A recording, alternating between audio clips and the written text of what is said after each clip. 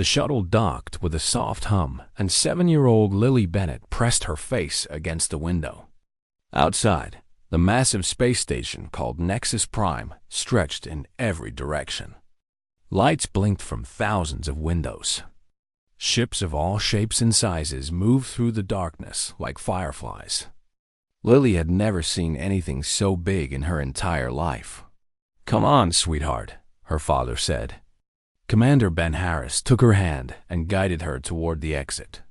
"Stay close to me and your mother." Grace Harris followed behind them, carrying a bag filled with research equipment. She was a xenobiologist, someone who studied alien life forms. This was supposed to be the greatest opportunity of her career. But right now, she just wanted to make sure her daughter didn't get lost in the crowd. The airlock opened, and Lily's eyes went wide. The station's main corridor was filled with aliens. Tall ones with 4 arms. Short ones covered in blue fur. Creatures that floated instead of walked. Beings made of what looked like living crystal. Lily had seen pictures before, but pictures were nothing compared to this. "Daddy, look at that one," she whispered, pointing at a creature with tentacles where its face should be. "Don't point, honey," Ben said gently. "It's not polite." A tall insect-like alien approached them. He walked on 4 legs and had large compound eyes that reflected the light. His voice came out clicking and buzzing, but a small device on his chest translated his words into English. "Commander Harris, welcome to Nexus Prime. I am High Counselor Threxon. The Galactic Council is honored to receive humanity's first permanent diplomatic representative." Ben shook the counselor's offered limb. "Thank you, High Counselor. My family and I are grateful for this opportunity." Threxon's compound eyes moved to look at Lily. "This is your offspring?" "My daughter, Lily," Ben said. "Fascinating," Threxon said. "Human young are so small, so fragile. You bring her to a place like this?" Grace stepped forward. "Lily goes where we go. She's stronger than she looks." Threxon made a clicking sound that might have been laughter. "We shall see. Come, I will show you to your quarters." The following days were hard for Lily. Her parents were always busy with meetings and research. The station was cold and sterile, made of metal and glass. There were no trees, no grass, no dogs or cats. The alien children she saw were kept far away from her, and their parents looked at her like she was something strange and possibly dangerous. A small floating drone was assigned to watch over her. It followed her everywhere, making sure she didn't wander too far. But drones were not good company. They didn't laugh at jokes. They didn't play games. They just hovered and beeped out one evening. Lily sat alone in a common area, kicking her feet against her chair. 2 aliens sat nearby, speaking in low voices.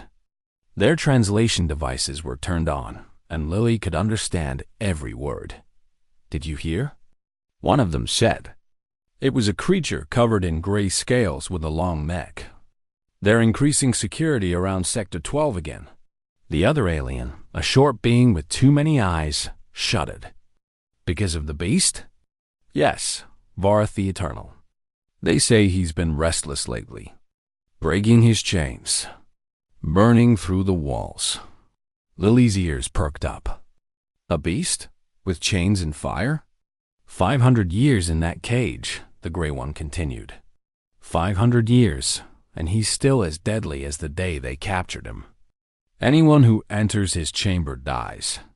Even the robots they send in come back melted. Why don't they just kill him? They've tried. Nothing works. His scales are harder than any metal. His fire burns hotter than any star. He's the last of his kind. A dragon from the old wars. The most lethal creature in the entire galaxy. Lily leaned forward, listening carefully. "I heard," the many-eyed one whispered, "that just looking at him through the screens can drive some species mad. The fear is that deep, that primal. He is death itself, given form. The gray alien nodded slowly, and he waits in the dark, alone, hungry, angry, waiting for the day his prison finally breaks. They stopped talking and moved away. Lily sat very still, her mind racing. A dragon, a real dragon, kept somewhere on this very station. She had read about dragons in her storybooks back on Earth. They were always scary at first, but sometimes they became friends with brave knights and kind princesses. Maybe this dragon was just lonely. The thought wouldn't leave her head. That night she couldn't sleep. She kept thinking about the beast in the dark, locked away for 500 years. No friends, no family, just chains and walls and fear. The next morning, her caretaker drone malfunctioned for just a moment. Its lights flickered, and it stopped moving. Lily didn't waste the chance. She slipped away quietly, her small feet making no sound on the metal floor. She had watched the aliens carefully over the past few days. She knew which corridors led where. She knew which doors were locked and which ones weren't. And she had seen maintenance workers coming and going from a passage near the back of the station. A passage that led towards Sector 12. The Forbidden Zone. Lily found the maintenance door and pushed it open. The tunnel beyond was dark and narrow, filled with pipes and cables. It smelled like oil and something else. Something old. She walked forward anyway, her heart beating fast in her chest. She wasn't scared. She was curious. The tunnel went on for a long time. Sometimes it got so narrow she had to crawl. Sometimes she had to climb over machines she didn't understand. But she kept going, following the distant sound of something breathing. Something big. Finally, she reached a vent cover and pushed it open. She crawled out into a large room filled with screens and equipment. Through a massive window, she could see another chamber beyond. A chamber wrapped in shadows and smoke. And in that chamber, something moved. Lily walked toward the window and pressed her hands against the glass. Her eyes adjusted to the darkness, and slowly she began to see scales like black diamonds. Wings folded against a massive body. A tail that could crush a building with one swing. And eyes. 2 burning eyes, glowing like red stars in the dark. Vorith the Eternal, the most lethal dragon in the galaxy. He was looking right at her. Lily didn't run. She didn't scream. She just stood there, staring back at the monster that had terrified the galaxy for centuries. "Hello," she whispered. Behind her, a door burst open. An alien scientist rushed in, his face twisted with horror. "Child," he screamed. "Get away from there." But Lily had already spotted something else. A small gap in the barrier.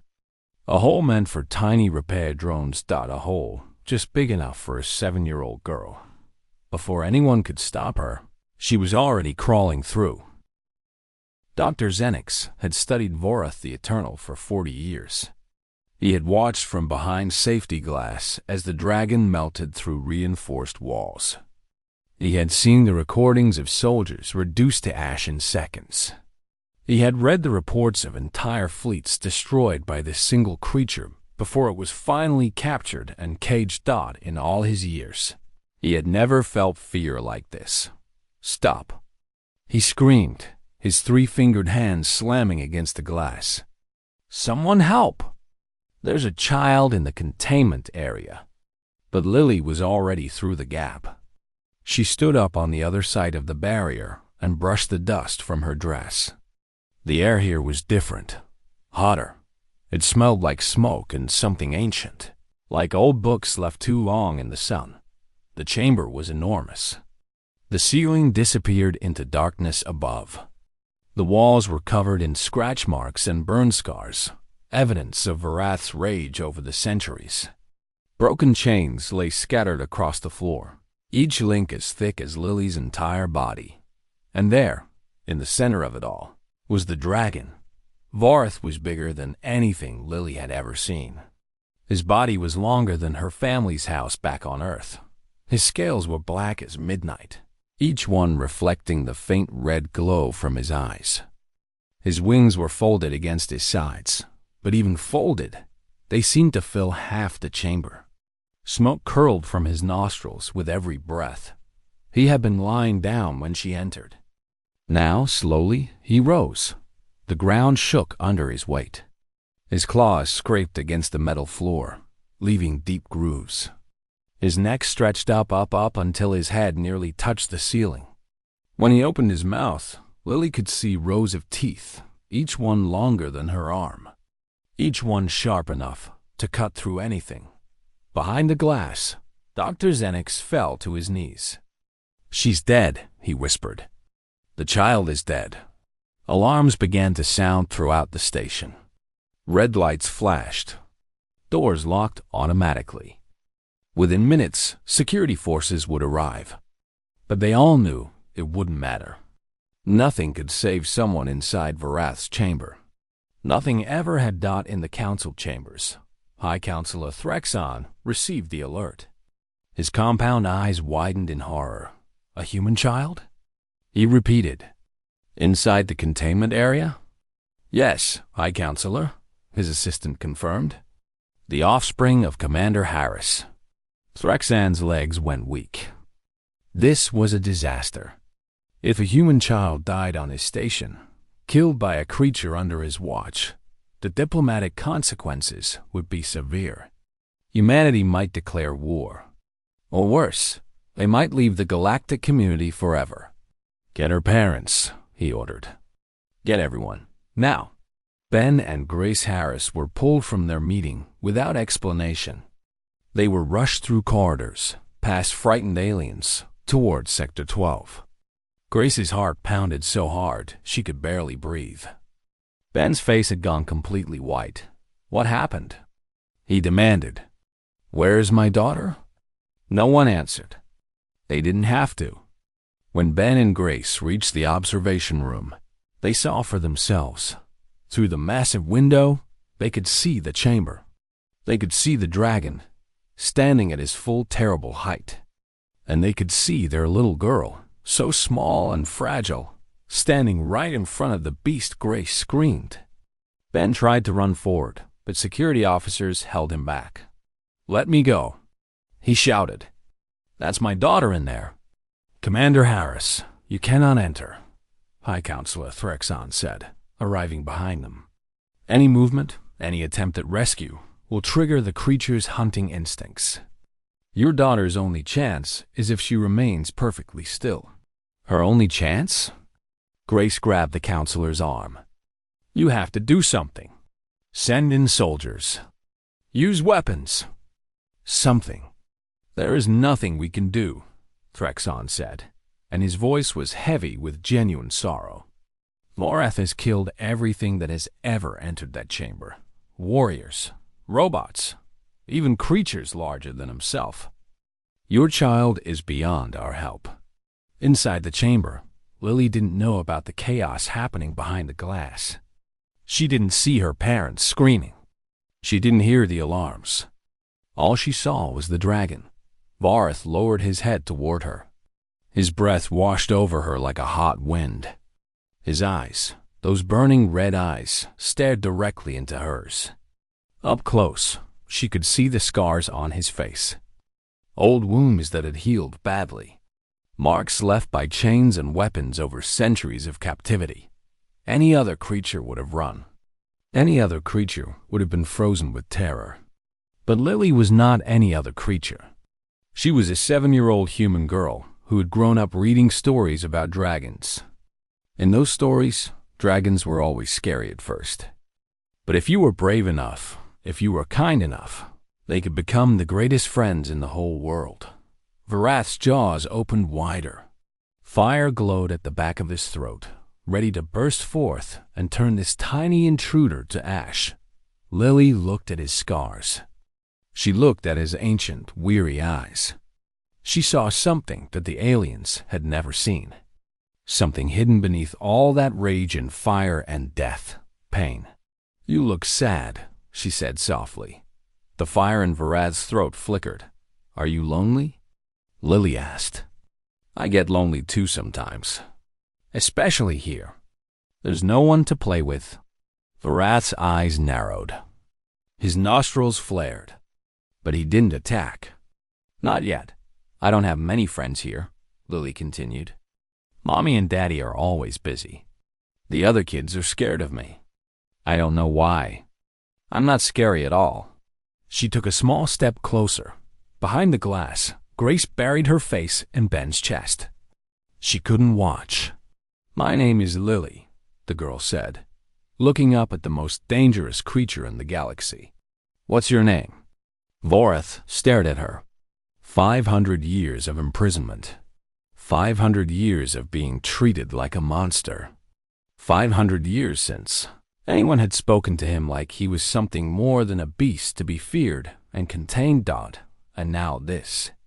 A small creature with no fear in her eyes. A small creature asking his name. Something stirred in Varath's ancient heart. Something he had thought long dead. The fire in his throat died away. My name is Lily, the girl said again. Will you be my friend? And she reached out her tiny hand toward his massive, scarred face. The observation room had filled with aliens. Counselors, scientists, security officers, diplomats from a dozen different worlds. They all pressed against the glass, watching the impossible scene unfold before them. A child. A human child. Standing before Varath the Eternal with her hand extended. She's going to die, Ambassador Kylan whispered. The avian diplomat's feathers were trembling. Any moment now. He's going to kill her. No one disagreed. They had all seen what Varath could do. They had all studied the recordings. The dragon had never shown mercy. Not once in 500 years. Then Harris stood frozen at the window. Every instinct in his body screamed at him to break through the glass and save his daughter. But he couldn't move. He couldn't even breathe. All he could do was watch. Grace had stopped crying. She stared at the chamber with wide eyes, her hands pressed flat against the glass. Something was wrong. Something was different. Vorath should have attacked by now. He should have reduced Lily to ash the moment she entered his domain, but he hadn't. Inside the chamber, Lily's small hand moved closer to Varath's face. The dragon's eyes followed her movement, but he didn't pull away. He didn't attack. He just watched, his ancient mind struggling to understand what was happening. No one had ever reached toward him with an open hand. Only weapons. Only chains. Only machines designed to hurt and contain.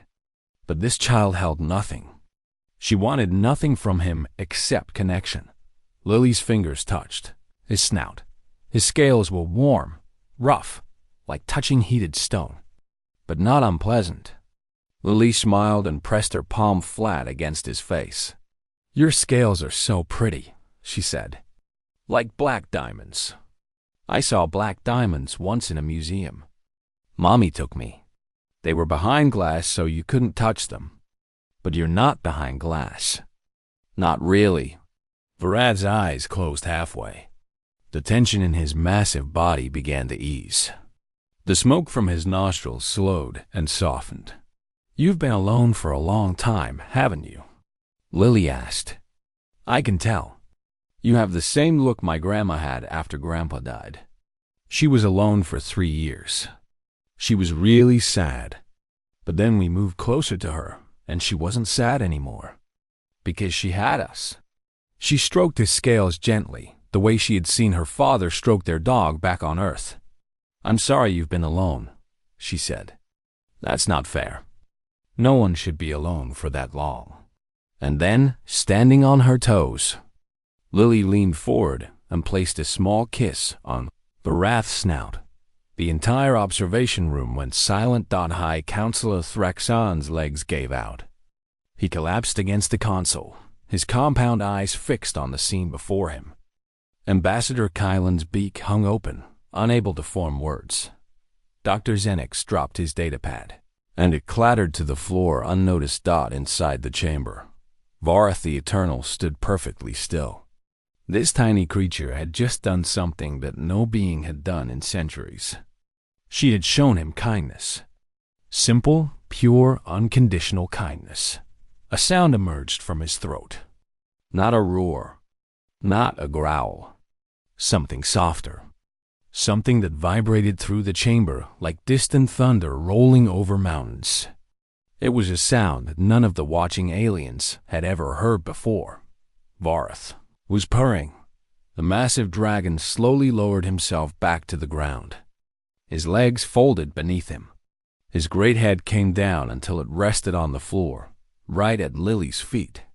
His eyes, those terrible burning eyes, looked up at her with something that might have been gratitude.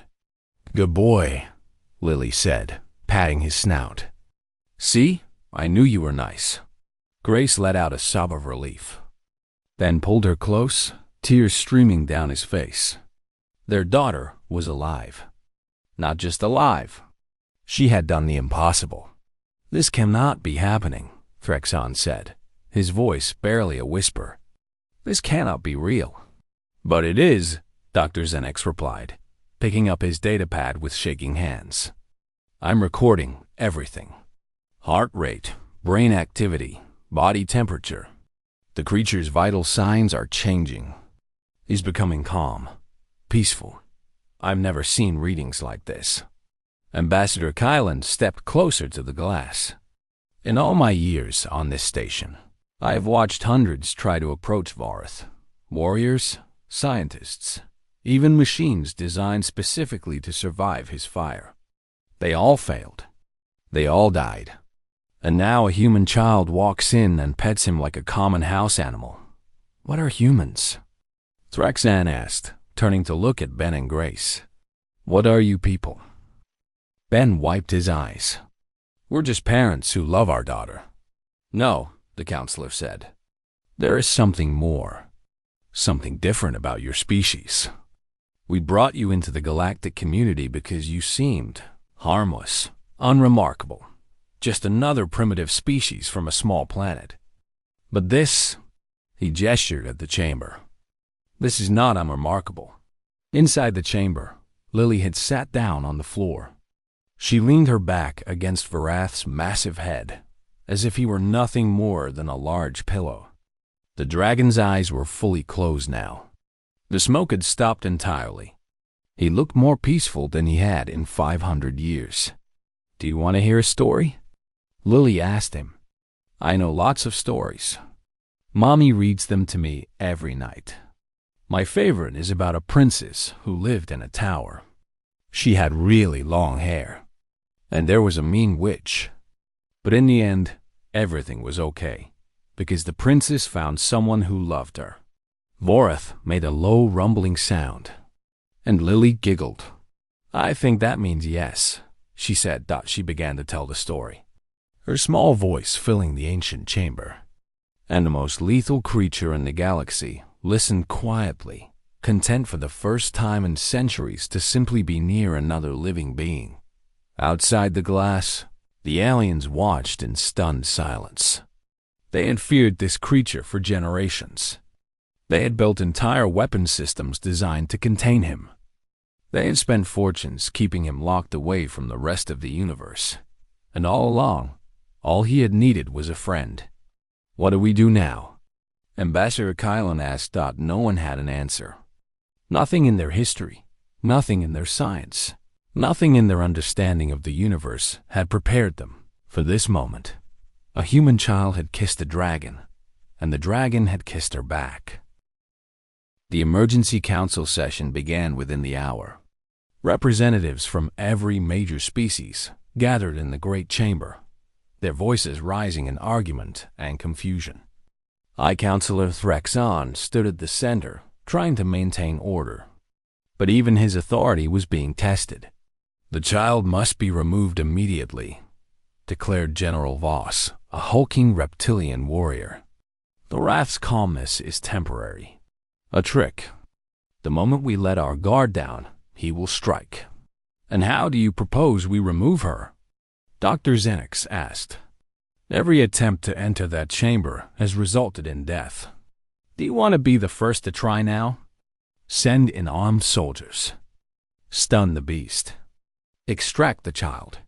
With respect, General, we have tried to stun Varth before. It only makes him angrier. Our weapons are toys to him. The arguments continued back and forth. Some wanted to wait. Some wanted to act. Some wanted to study what was happening. Others wanted to pretend it wasn't happening at all. In a corner of the chamber, Ben and Grace Harris sat together, holding hands. They were not allowed to speak at the council meeting. They were observers only, but they watched everything with careful eyes. Ambassador Kylan approached them quietly. The avian diplomat's feathers had finally stopped trembling, but her eyes were still wide with wonder. "Commander Harris," she said softly, "may I speak with you?" Ben nodded, and Kylan sat beside them. "I have studied your species since you first made contact with the galactic community," she said. "I thought I understood you. Small creatures from a harsh world. Fragile bodies but clever minds. Unremarkable in most ways. And now?" Grace asked. "Now I am not sure what to think." Kylan paused, gathering her thoughts. "There is a legend among my people. An old story from before we achieved space travel. It speaks of the dragons of the void. Creatures of immense power who once ruled the stars.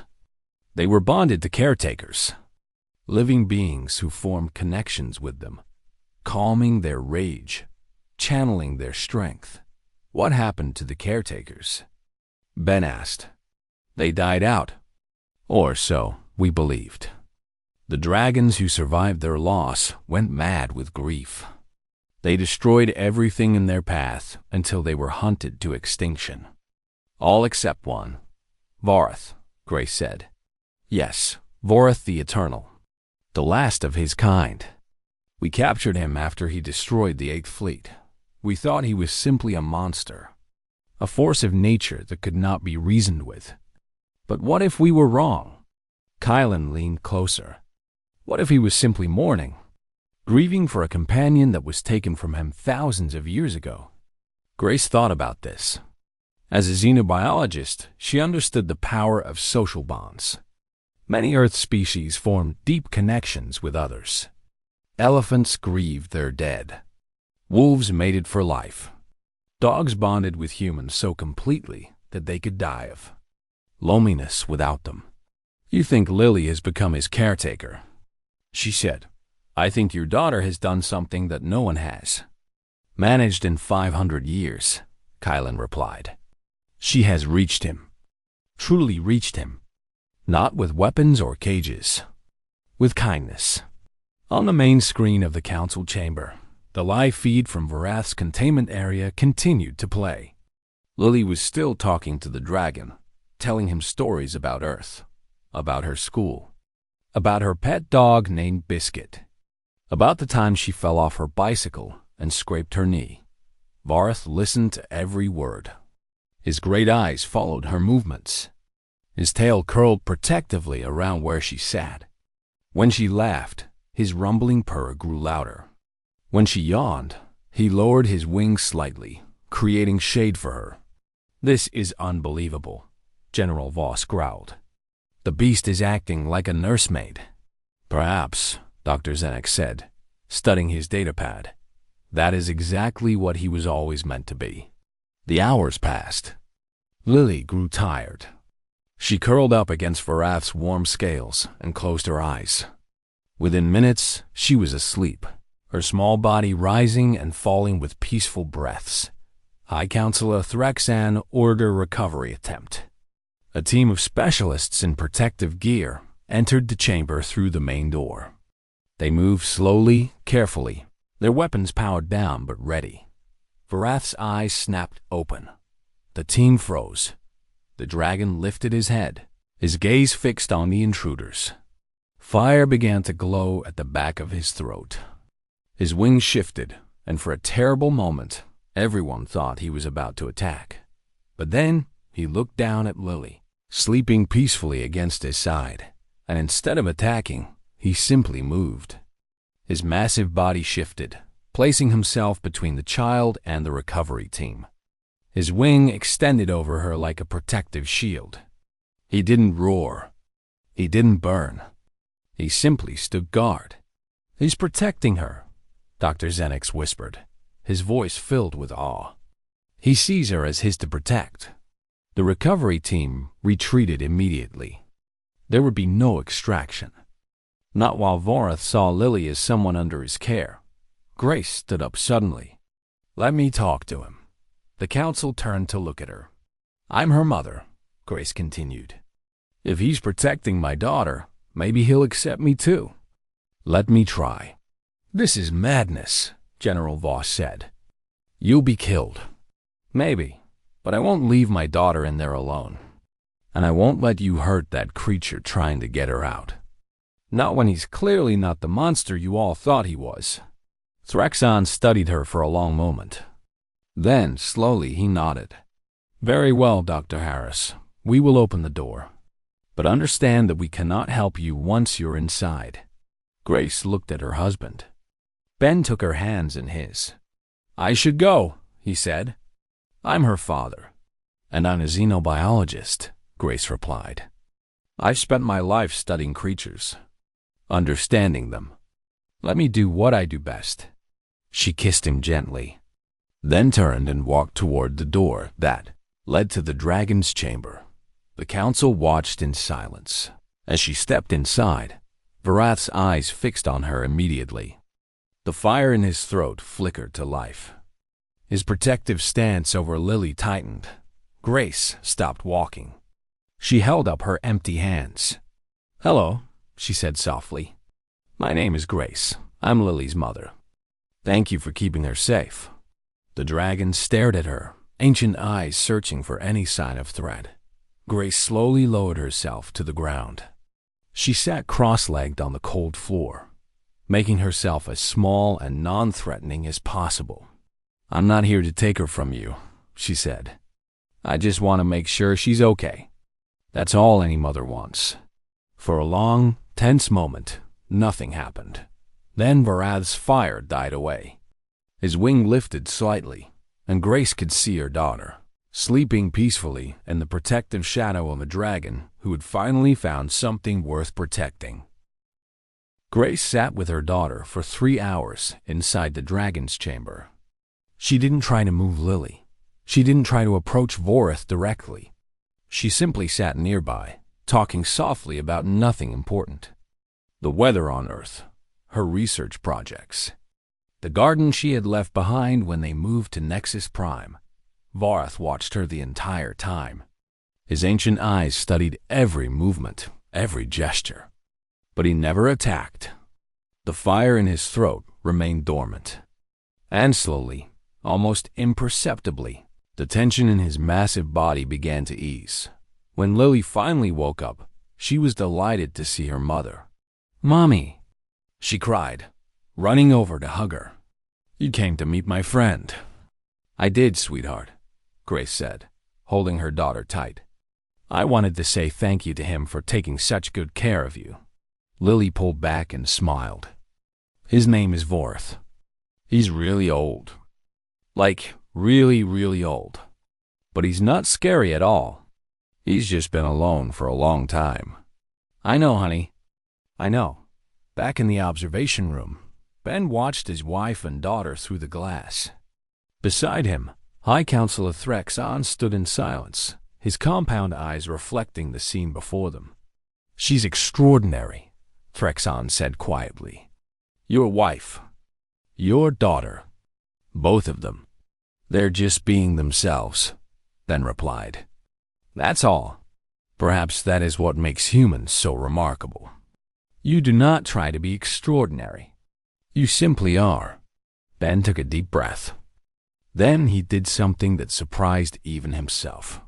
"Open the door," he said. Threxon turned to look at him. "Commander Harris, open the door. I'm going in too. Your wife and daughter are safe for now. There is no need to risk yourself as well." "They're my family," Ben said simply. "We belong together." The door opened once more, and Ben Harris walked into the dragon's chamber. Varath's eyes locked onto him immediately. The dragon's muscles tensed. Fire flickered deep in his throat. This was a new intruder, a potential threat, but Lily jumped up and ran to her father. "Daddy, come meet Varath. He's so cool." She grabbed Ben's hand and pulled him forward, toward the massive creature that had terrified galaxies. Ben let himself be led, his heart pounding in his chest. Up close, the dragon was even more impressive, more terrifying. And yet, looking into those ancient eyes, Ben saw something he hadn't expected. Intelligence, awareness, and deep beneath the surface, buried under centuries of pain and loneliness, something almost like hope. "Hello, Varath," Ben said, keeping his voice calm and steady. "I'm Lily's father. I want to thank you for not hurting her. I want to thank you for protecting her while she was here." The dragon stared at him. "I know how you've been treated," Ben continued. "I've seen the records, the chains, the weapons, the experiments. What was done to you was wrong, and I'm sorry. On behalf of everyone who hurt you, I'm sorry." Something shifted in Varath's eyes. The fire in his throat died completely. Ben reached out his hand, just as Lily had done hours before. "No one deserves to be alone," he said. "No one deserves to be treated like a monster. Whatever you've done, whatever they say about you, I believe that every creature deserves a chance at something better." Varath's great head lowered slowly, his snout pressed against Ben's open palm. The scales were warm, rough, ancient, but the touch was gentle behind the glass. The council members watched in stunned silence. General Voss had gone completely still, his aggressive stance forgotten. Ambassador Kylan had tears streaming down her feathered face. Dr. Zenix was recording everything, his scientific mind struggling to process what his eyes were seeing. "How are they doing this?" someone whispered. "How is this possible?" High Counselor Threxon turned to face the assembled representatives. "I think I understand now," he said slowly.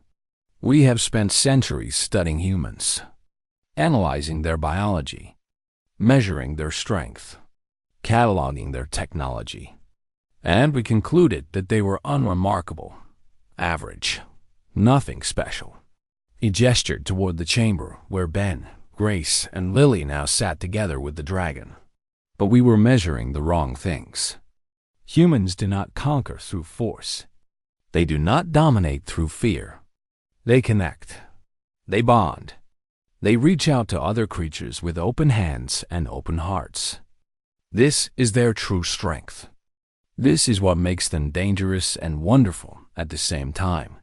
Grace was explaining something to the council feed, her scientist's mind working to put words to what had happened.